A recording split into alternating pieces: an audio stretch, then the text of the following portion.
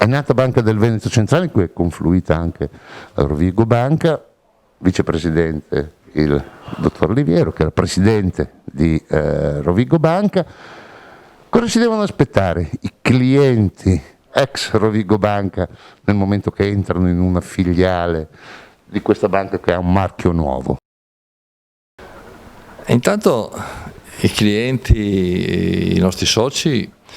nel loro approccio, nei loro rapporti e servizi con la nostra banca, nel nostro territorio, non si accorgeranno di questo importante cambiamento, nel senso che troveranno le stesse filiali, troveranno gli stessi dipendenti, troveranno gli stessi sportelli e quindi gli stessi servizi, eccetera. La cosa invece che si accorgerà ogni cliente e ogni socio sarà questa, che nel tempo, nel breve anche tempo, nel medio periodo, troveranno una banca più efficiente, troveranno una banca con migliori servizi a costi più competitivi, perché abbiamo costruito insieme la Banca del Veneto Centrale, che è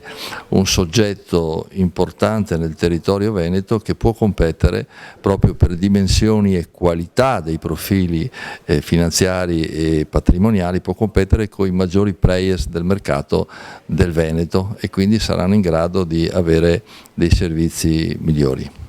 La storia, la tradizione, i principi del credito cooperativo non cambiano però. Assolutamente no, anzi,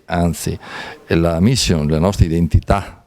di Banca del Territorio, che i nostri cittadini, ma soprattutto i nostri soci, conoscono bene, non solo verrà mantenuta ovviamente perché fa parte del nostro DNA,